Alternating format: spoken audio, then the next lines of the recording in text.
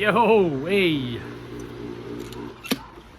YouTube, how you doing? It's Chris Rod, Sun City Lawn Care, your favorite, your best, your most knowledgeable lawn care enthusiast here on the West Coast. No, I'm kidding. Midwest here in El Paso, Texas.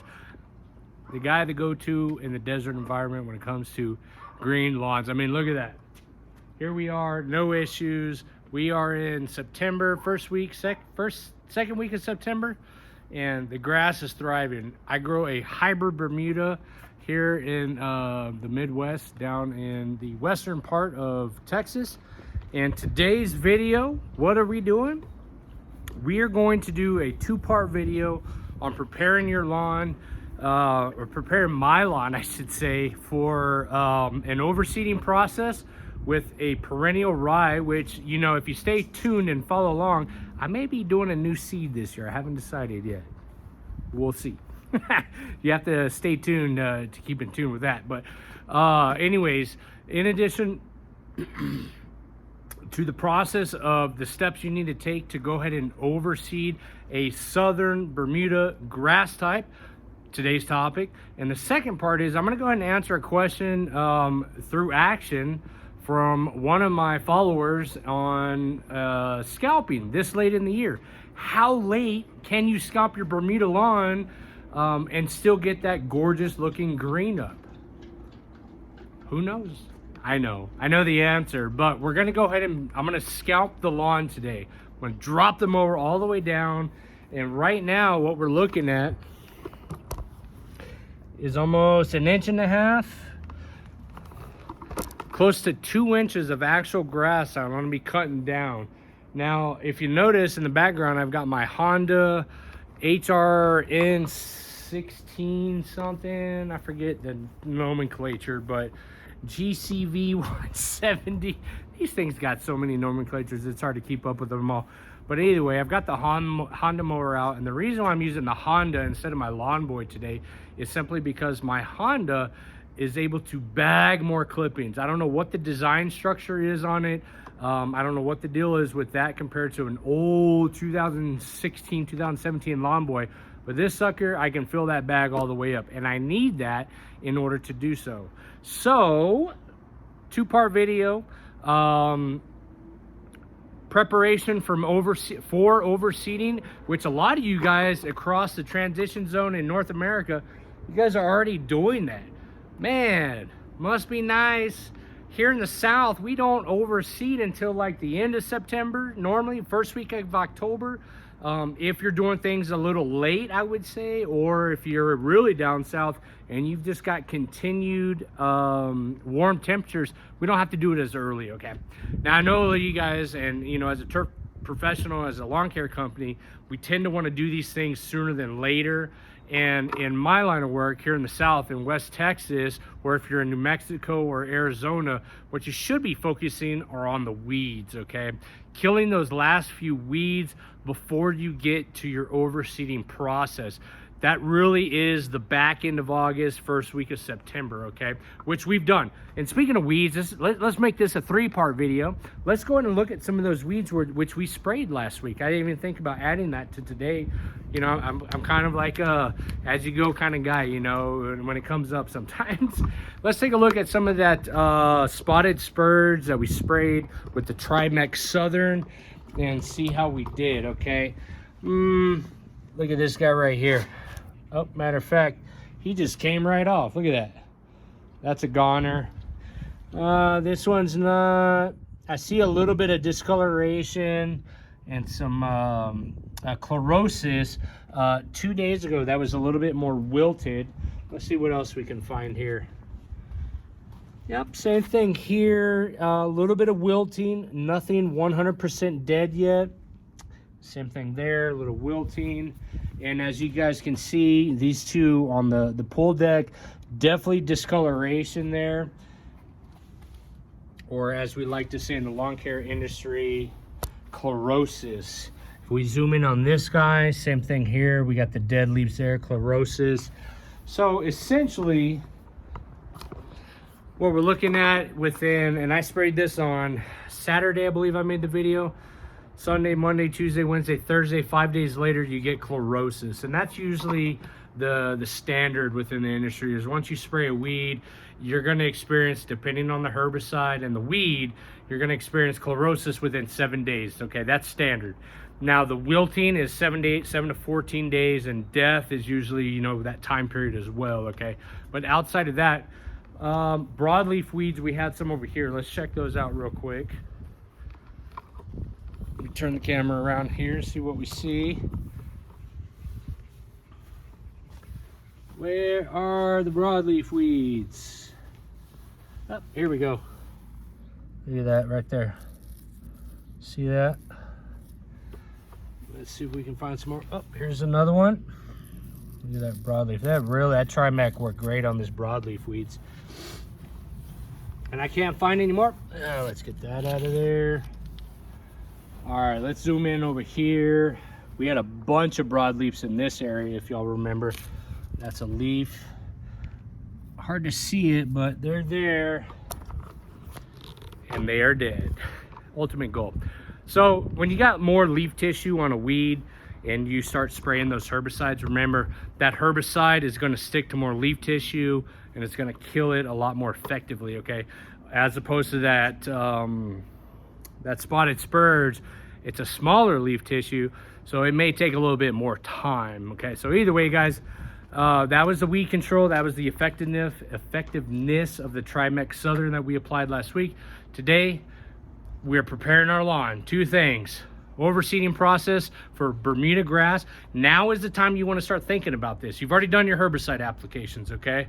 And hopefully you've already done, if you haven't, if you're preparing for an overseeding process and you want a green lawn all winter long, your fertility program applies when you do your overseeding process, okay? So today, all we're simply doing, we're scalping down this lawn.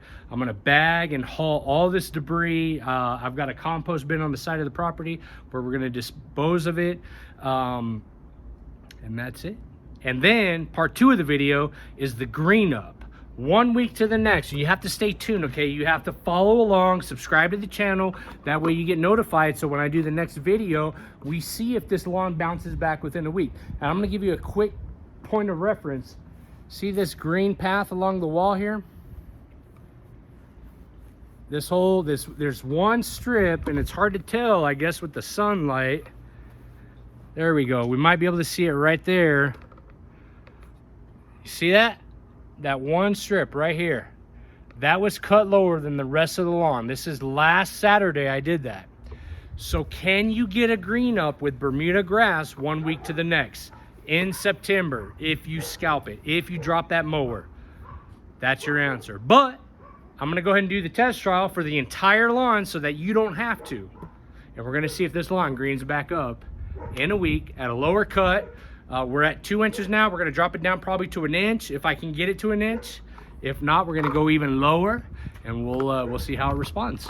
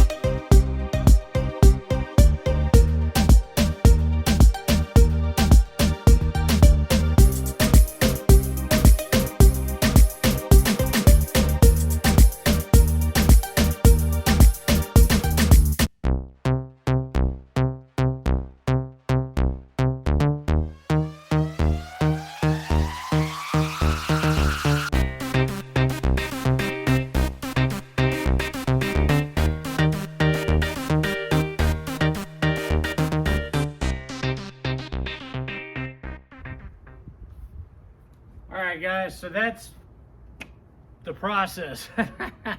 I know it's kind of a multi-purpose video here. We're talking a little bit about weed control, the effectiveness of the Trimec Southern, and then I was showing you guys what happens if you scalp your lawn in September.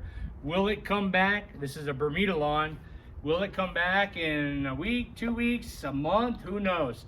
So I'm the test dummy here. I'm the guinea pig. And this is solely for entertainment purposes only. Don't forget to subscribe and hit that like button, okay guys? Anyways, I went ahead and scalped it down, dropped the mower, and it doesn't matter what mower you have. The fact is, what I'm trying to validate here is whether we're gonna get a solid green up within a week, 2 weeks, or a month before dormancy period, or should you not scalp your lawn this late in the season, okay? So as you guys can see, I've left half of it scalped and I've left the other half a notch higher. The reason why I did that was to show you guys that it is okay to go ahead and not scalp it if you don't want to look at a brown turf and you want to continue looking at a green lawn throughout the month of September. This is September lawn care, guys. So you make your decision, but stay tuned. Hit that bell notification so when you get notified of my next video, we're going to do a comparison 1 week to the next.